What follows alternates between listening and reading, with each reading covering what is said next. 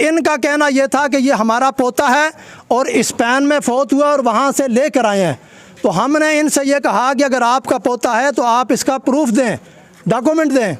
तो यहाँ जो डॉक्यूमेंट इन्होंने हमें दिखाए थे, निकाहनामा, डेथ सर्टिफिकेट, बर्थ सर्टिफिकेट, ये सारी चीज़ें, जब पुलिस ने इनको उठाया तो पुलिस को कोई चीज़ नहीं दिखाई। ये रिकॉर्ड पर है, पुलिस गवाह है। पुलिस वालों को ये कहा कि जी हम स्पेन भूल आए हैं चीज़ें सारी, हमें स्पेन भेज दिया जाए, वहाँ से हम भेज देंगे। तो मैंने ये कहा कि इन्हें स्पेन भेजने की ज़रूरत नहीं है, यहाँ एम्बेसी से और एयरपोर्ट से सारा रिकॉर्ड निकल आएगा। लेकिन अमन कमेटी वाले भी सारे वो थे और बाद में कुछ अमन कमेटी वालों ने ये भी कहा कि जी हमें तो ये पॉलिसी थी, हमें ये कहा कि इनसे इस मसले से जान छुड़ाओ, इसलिए हमने जान छुड़ाई है। उन्होंने ये कहा है कि हमें थाने में कहा जी इस मसले से जान छुड़ाओ। तो लेकिन बहरहाल वो कह रहे थे नहीं इनको जाने दें तो ये वहाँ से चीज़ें भेज देंगे। हमने कहा चले ये भी देख रहे थे हमारा कोई ज़ाती झगड़ा तो है नहीं है, फिर उनको जाने दिया गया। अब जब वहाँ गए तो वहाँ से उसी तरह के डॉक्यूमेंट भेजे जिस तरह यहाँ जाली हमें दिखाते रहे और पुलिस को नहीं दिखाए थे। वो थाने में जब भेजे हैं तो हम तक जब बात ये पहुँची है कि जी वो डॉक्यूमेंट आए हैं, हमने ये कहा कि इस तरह के डॉक्यूमेंट तो हमें भी यहाँ दिखाते रहें और आप वहाँ से भी इस तरह के बना के भेज दिए, हमें ये नहीं चाहिए। हमें रिकॉर्ड चाहिए जो डेड बॉडी वहाँ से लेकर आए हैं एम्बेसी का, और वो जो डेड बॉडी लेकर आए हैं। तो 1.5 माह से ज़्यादा हो गया, अभी तक FIA ने कोई जवाब नहीं दिया, जबकि ये 2 घंटे का काम है। तो ये FIA की नाअहली की वजह से ये तहकीक की जाए कि उन अफसरान ने पैसा खाया है, या अगर पैसा नहीं खाया तो इंतहा दर्जे के नाअहल हैं, उन्हें हक ही नहीं है कि इतना बड़ा मामला इस इलाके में बना हुआ है और इतनी बेहिसी का शिकार है, ये इसकी तहकीक होनी चाहिए।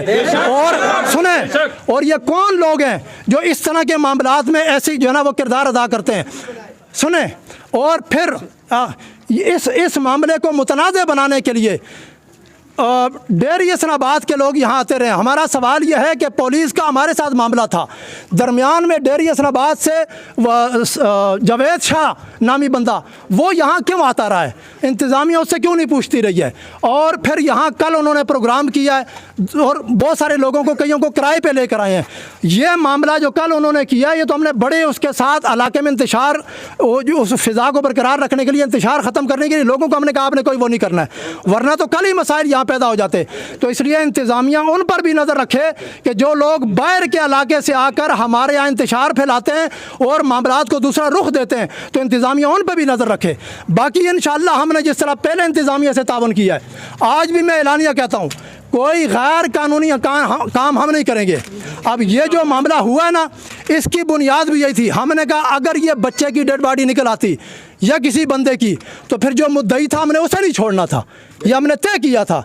लेकिन जब निकला सारा, वो बिल्ला और सब ने देखा, ख़ास कर जो उसका सर है, जो उसके दांत है, जो उसका वो सारे ये आले मोहल्ला ने देखा है। और फिर जो जिल्द उसकी है, तो और फिर कुरान मजीद की आयात, कुरानी सुपारे अंदर साथ, ये कुरान की भी तौहीन है। तो अब यह है कि कुरान की भी तौहीन है, इसके ऊपर कुरान पढ़ाया जाता रहा, ये भी कुरान की तौहीन है। बिल्ले को आले रसूल की निस्बत दी है, ये भी आले रसूल की तौहीन है। और फिर जालसाजी और धोखेबाजी भी करते रहे, ये दीन की तौहीन है। तो लिहाजा इस पर भरपूर कार्रवाई होनी चाहिए और ऐसे लोगों का ऐसे इलाके में दाखिला बंद होना चाहिए। ये उस बिल्ले के साथ ये पकड़े भाई, आप इसको पकड़े। इनको ज्यादा आप लोगों ने बार बार बोलना और बंद नहीं करना है।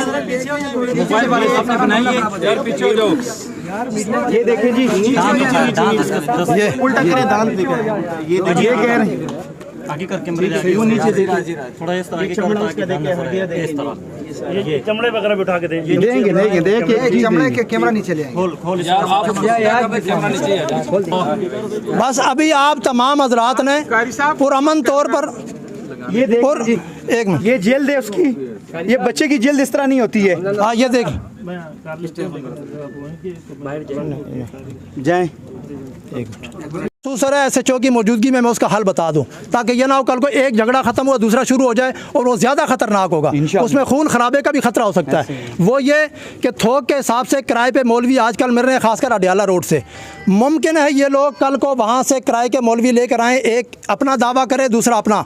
हम ये कहते हैं इस मस्जिद पर किसी मसलक का दावा नहीं होगा, हमारा भी नहीं है। इस मस्जिद में सिर्फ नमाज होगी, जो भी नमाज़ पढ़ने आए अपनी नमाज पढ़े, कुरान पढ़े, आराम से जाए। बाकी कोई मसल की झगड़ा यहाँ हम बाहर से आने वाले किसी बंदे को पैदा करने नहीं देंगे। अब यहाँ मजमे में खड़े हमारे दोस्तों में बहुत सारे बरेलवी मसलक के हैं, वो हमारे भाई हैं।